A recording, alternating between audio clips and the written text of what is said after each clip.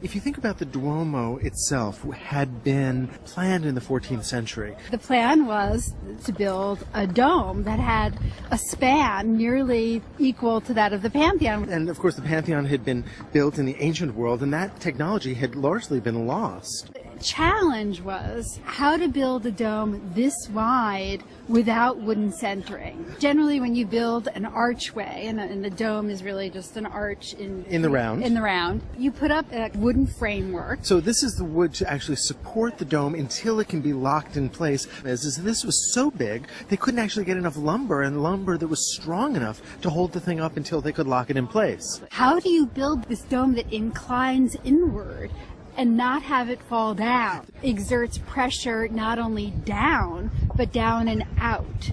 And so one of the biggest challenges is how to raise the dome and deal with that downward and outward pressure, not cracking the walls underneath. Now, in the ancient world, for the Pantheon, for example, they had dealt with that by just creating sheer bulk. In other words, the walls got to be 10 feet thick. I think actually in the Pantheon there's something like 20 feet thick of concrete. Right? But Brunelleschi couldn't do that here.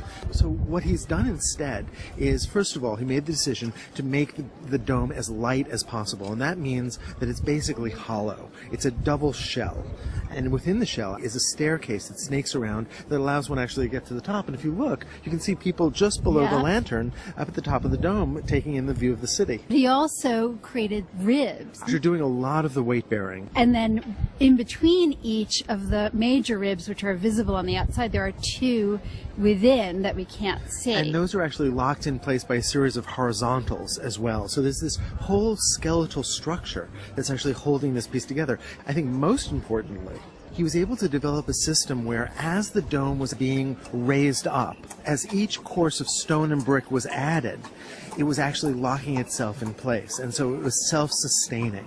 Brunelleschi also built new kinds of pulleys and hoists to bring up these heavy, massive pieces of stone to the top of the dome. He actually even designed a special barge to go down the Arno to be able to bring the materials to the city itself. Yeah. If you think about the sheer quantity of material that had to be imported and had to be hoisted up and had to be put in place, it is just this remarkable project. Bricks that had to be created, stone that had to be quarried and brought here, platforms for the workmen to work on, machines to hoist everything. And I think it was Alberti who said something like, what Brunelleschi did, we did without precedent. Without having any example to lean on. Utter invention. Exactly. Now, we think that Brunelleschi may have gone to Rome and may have studied ancient architecture as well as sculpture.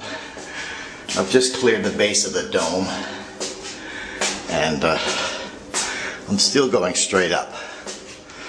I haven't got to the point where you have to bend over.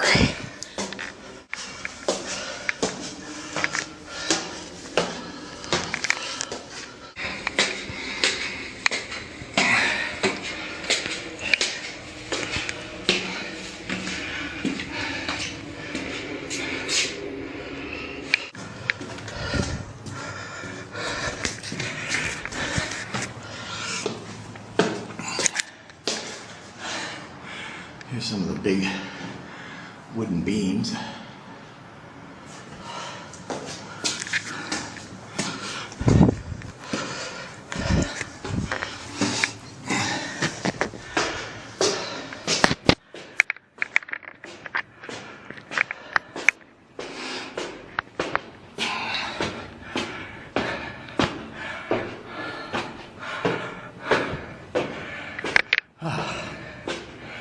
Probably getting there. I forgot whether there's 400 and some odd steps or 800. But you can see it's starting to curve over.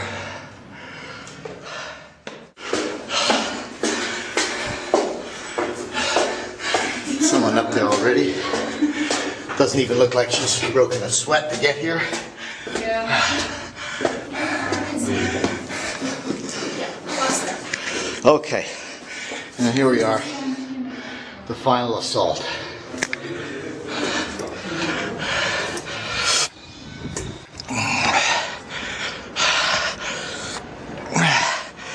And the first thing you see is Giotto's bell tower.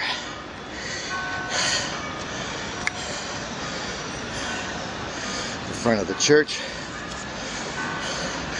Oh no, I climbed the wrong dome.